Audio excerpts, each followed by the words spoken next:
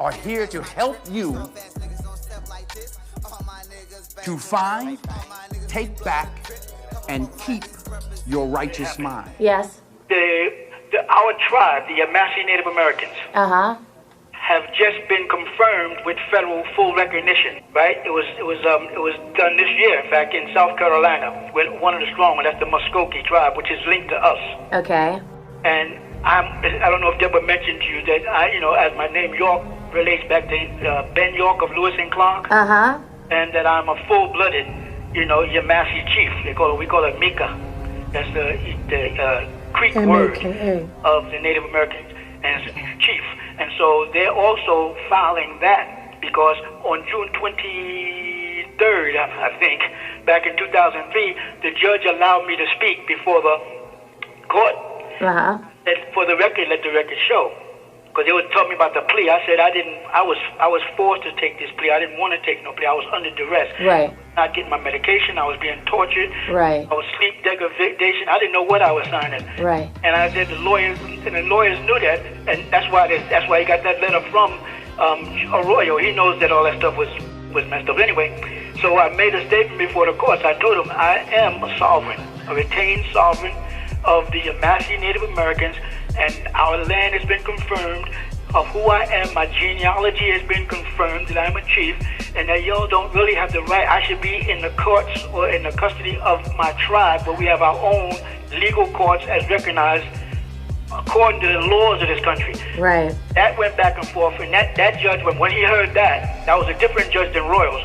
When he heard that the next day, he recused himself off the case because that we presented a blueback that was signed by the then governor of Georgia, Mr. Sonny Perdue, confirmed that our tribe was registered with a registered number and everything.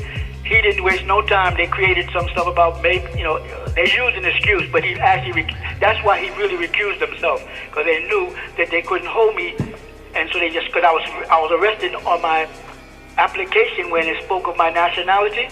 It has Indian. It doesn't have Negro, because they have W-I and L, right?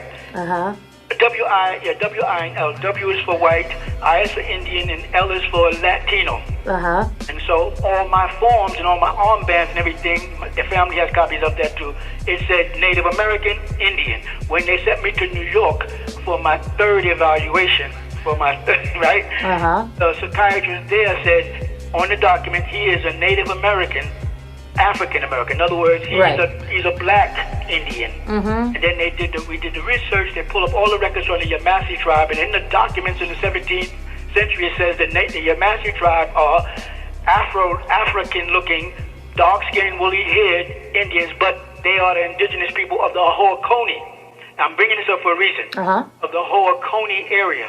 That included Eagle Rock Mound, all the land we was on called Wahani in our day, all up and down Putnam County from Brunswick, Georgia, all the way up to South Carolina. All of that was our land. Okay.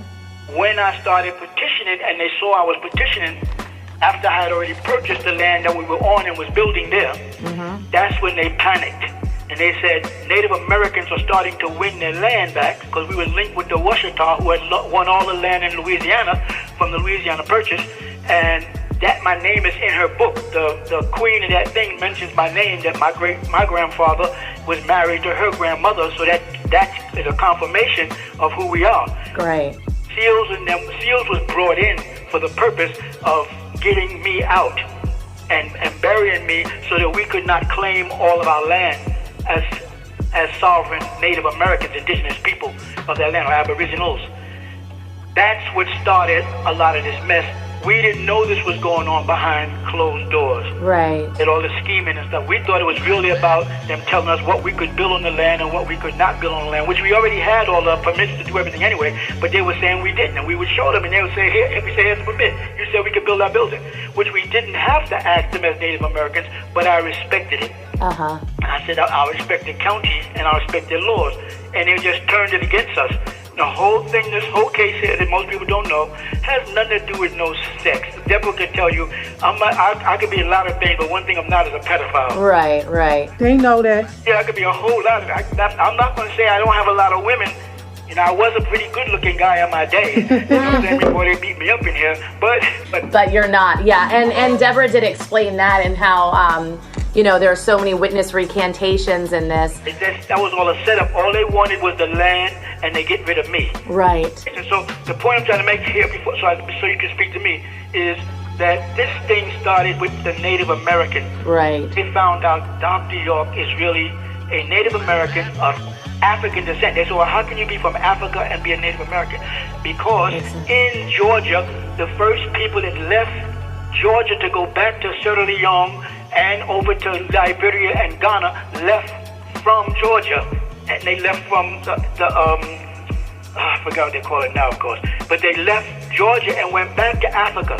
So we have family on both shores then. We had family that was slaves brought from Africa to America and then went back over to Africa, if you remember, and that's why it's called Monrovia, because President Monroe is the one who allowed the Liberians to make their first trip and set up the capital of Liberia from ex-slaves.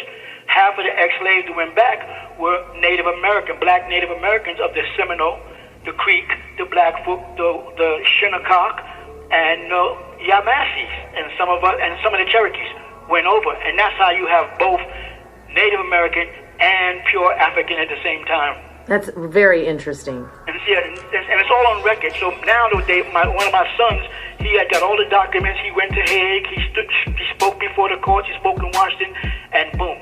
Now they've just confirmed and gave us a new number for the Yamasee Muskogee, and it's on record, registered. And so they're panicking again because they're like, okay, the Native Americans can just come and claim him.